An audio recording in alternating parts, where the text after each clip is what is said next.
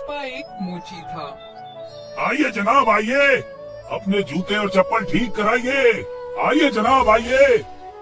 पुष्पा कितनी भी मेहनत करता, लेकिन उसकी रोजाना की कमाई 100 रुपए से ज्यादा नहीं होती। ये 100 रुपए रोजाना के खर्चे में उड़ जाते, इसलिए बचत कुछ भी नहीं हो पाते। पुष्पा की बेगम अक्सर उससे कहा करती, आप ये जूते चप्पल ठीक करने का काम छोड़कर कोई और काम क्यों नहीं कर लेते? इस काम में हमारी बरकत नहीं होती। जरा भविष्य के बारे में सोचिए। हमारी लड़की बड़ी हो रही है, उसकी शादी के लिए पैसे कहाँ से आएंगे? मुस्तकबिल की मुझे बहुत फिक्र होती है। तू भविष्य की इतनी चिंता क्यों करती है? मैं हूँ ना, मैं किसी भी तरह पैसों का इंतजाम करके हमारी माया की शादी कर दूंगा। मेरा भाई रमेश सरकारी नौकरी करता है, वो जरूर हमारी मदद करेगा। पुष्पा को अपने भाई रमेश के ऊपर बहुत भरोसा था, लेकिन रमेश को पुष्पा से कोई लेना देना नहीं था। रमेश को पुष्पा से बात करते हुए भी शर्म आती थी। अरे रमेश, कहाँ जा रहे हो? बहुत दिनों बाद दिखाई दिए। कितनी बार कहा है, जब मैं रास्ते से निकला करूँ तो मुझसे बात मत किया कर। तू एक मोची है और मैं एक बड़ा अधिकारी। तुझे भाई कहते हुए भी मुझे शर्म आती है। तुम्हें भूलना नहीं चाहिए रमेश कि हमारे अब्बू भी मोची का काम किया करते थे। अब्बू ने तुम्हारी पढ़ाई में सारी संपत्ति बेच दी और अब तुम्हें मुझसे बात करने में भी शर्म आती है। ओफो, वही पुरानी बातें। अब मेरा वक्त जाया मत करो, मुझे जाना है। एक दिन पुष्पा की बेटी माला स्कूल से लौट आई। क्या हुआ बेटी, आज तू इतनी जल्दी क्यों लौट आई? अभी तो 8 भी नहीं बजे हैं। पिताजी, स्कूल वाले कह रहे हैं कि पहले फीस जमा करो, तभी स्कूल में घुसने देंगे। स्कूल की फीस? पुष्पा को रमेश की याद आई। उसने सोचा कि रमेश जरूर उसकी मदद करेगा। पुष्पा रमेश के घर पहुंचा और अपना दुख उसे सुनाने लगा। रमेश ने पुष्पा की खूब बेइज्जती की और उसे अपने घर से जाने को कहा। चले जाओ यहाँ से और मेरे पास मत आना। तुम्हारी लड़की पढ़ नहीं पा रही है तो मैं क्या करूँ? मैंने क्या खैरात खोल रखा है? पुष्पा को बहुत निराशा हुई। जब वो घर लौट रहा था तो उसके दिमाग में रमेश द्वारा कई बातें घूम रही थीं। अचानक पुष्पा रोड पार करते हुए एक कार की चपेट में आ गया। जब पुष्पा की आंख खुली तो उसने खुद को हॉस्पिटल में पाया। मैं यहाँ कैसे पहुँचा बेगम? पापा, आपका एक्सीडेंट हो गया था। किसी अजनबी ने आपको हॉस्पिटल में पहुंचा दिया। हॉस्पिटल का बिल चुकाने के लिए मेरे सारे गहने बिक चुके हैं। मेरे पास सिर्फ 1000 रुपए बचे हैं। ये पैसे खर्च हो जाएंगे तो पता नहीं क्या होगा। तू मुझे घर ले चल, मैं घर पे ही दवा खा के दुरुस्त हो जाऊंगा। तीनों लोग घर वापस आ गए। अम्मी, मुझे बहुत भूख लग रही है। घर पर कई दिनों से खाना नहीं बना था। बेगम, तू माया के लिए बाहर से कुछ ले आ, बेचारी भूखी है। मुन्नी ने माया को 10 रुपए दिए। तुम खुद बाहर जाकर कुछ खा लेना। माया बाहर गई और 1 घंटे तक नहीं लौटी।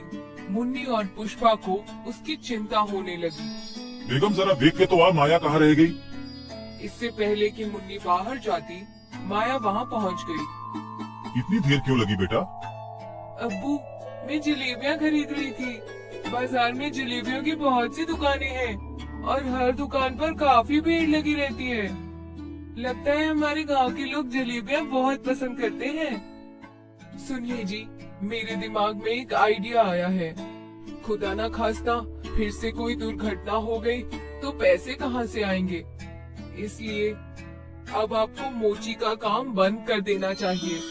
हमें जलेबी बेचने का काम शुरू करना चाहिए। लेकिन मुझे जलेबियाँ बनाने का कोई तजुर्बा नहीं है। अरे, उसमें क्या है, वो तो हम सीख लेंगे। मुन्नी और पुष्पा एक दिन जलेबी खरीदने के बहाने बाजार में जलेबियों की दुकान पर गए और उन्होंने देखा कि जलेबियाँ किस तरह बनाई जाती हैं। ये तो तालीम मिल गई कि जलेबियाँ किस तरह से बनती हैं, लेकिन अब ठेले और सामान खरीदने के लिए पैसे कहाँ से आएंगे? मैं अपने भाई से 5000 रुपए उधार मांग लेती हूँ। मुसीबत में तुम्हारा साला किस दिन काम आएगा। पुष्पा के पूरे परिवार ने मिलकर एक ठेला खरीदा, जलेबियां बेचनी शुरू कर दी। आइए आइए, गर्मा गर्म लजीज जलेबियां खाइए। जो एक बार खाएगा बार बार मांगेगा। मुन्नी पुष्पा की हाथ की लजीज जलेबी खाइए। आइए आइए जनाब, आइए आइए। मुन्नी पुष्पा के ठेले पर कोई भी जलेबियां खरीदने नहीं आ रहा था। लोग बड़ी बड़ी दुकानों से जलेबियां खरीद रहे थे। इतनी बड़ी मार्केट है, इसमें इतनी सारी दुकानें हैं, भला हमारी दुकान से लोग जलेबियां क्यों खरीदेंगे? एक हफ्ता बीत गया। बहुत सी जलेबियां ठेले पर रखे रखे बेकार हो गयी, लेकिन ठेले पर सिर्फ एक दो ग्राहक ही आए। काम न चलने से पुष्पा के घर में खाने के भी लाले पड़ गए। हे मालिक, पता नहीं तू हमारे प्रति इतना बेरहम क्यों है। सबकी दुकान चल रही है और हमारी दुकान पर कोई ग्राहक ही नहीं है। अम्मी अब्बू, हमें कुछ नया करना चाहिए जिससे कि ग्राहक हमारी दुकान की तरफ आकर्षित हो। नया मतलब क्या?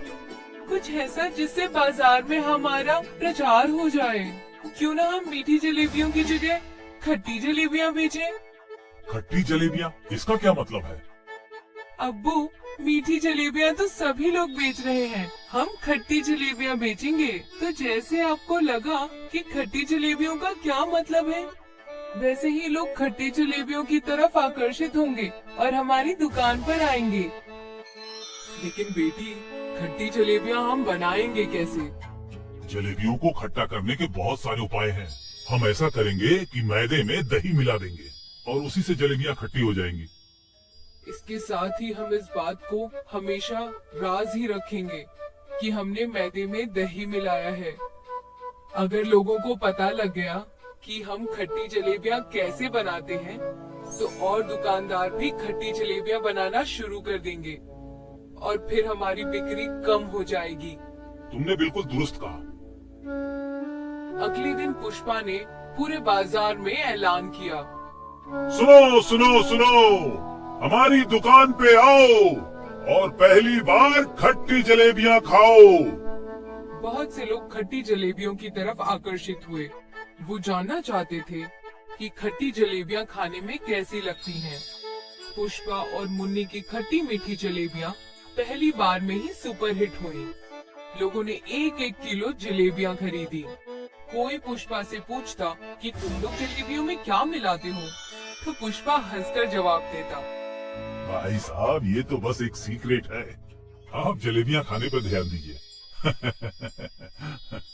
कुछ दिन तक तो सब कुछ अच्छा चलता रहा, लेकिन फिर पुष्पा और मुन्नी पर एक मुसीबत आ पड़ी। गांव में चेतन नाम का एक हलवाई रहता था। पुष्पा से पहले लोग सबसे ज्यादा चेतन की दुकान से ही जलेबियां खरीदा करते थे। चेतन ने पुष्पा के खिलाफ दुष्प्रचार करना शुरू कर दिया। सुनो सुनो सुनो, पुष्पा और उसकी बेगम मैदे में जहर मिला रहे हैं, जिसके कारण जलेबियां खट्टी हो जाती हैं। ये जहरीली चीज आपकी सेहत के लिए बहुत ही नुकसानदायक है। इस दुष्प्रचार से पुष्पा की दुकान पे ग्राहकों की संख्या धीरे धीरे कम होने लगी। पुष्पा दुकान पर आने वाले हर ग्राहक से कहता, हम अपनी जलेबियों में कोई भी हानिकारक पदार्थ नहीं मिलाते हैं, तो तुम सबको बताते क्यों नहीं कि जलेबियों में क्या मिलाते हो? मुन्नी और पुष्पा जब एक रात विश्राम कर रहे थे, तब मुन्नी ने पुष्पा से बोला, लगता है अब हम अपने राज को ज्यादा दिन राज नहीं रख सकते। हमें सबको बताना होगा कि हम जलेबियों में क्या मिलाते हैं। लेकिन फिर तो हर कोई हमारी जैसी खट्टी जलेबियां बनाने लगेगा। लेकिन जहरीले पदार्थ के झूठ से तो हमारा धंधा ही चौपट हो जाएगा। अगले दिन मुन्नी ने दुकान पर एक बड़ा सा बैनर लगा दिया, जिस पर लिखा था, हम मैदे में दही मिलाकर जलेबियां बनाते हैं, इसलिए हमारी जलेबियां खट्टी हैं। फिर तो सभी लोग मैदे में दही मिलाकर जलेबियां बनाने लगे। लेकिन फिर भी पुष्पा की दुकान की बिक्री कम नहीं हुई, क्योंकि खट्टी जलेबियों की शुरुआत तो पुष्पा ने ही की थी। लोग जानते हैं कि शुरुआत कोई एक करता है और उसके पीछे चलने वाले हजारों होते हैं।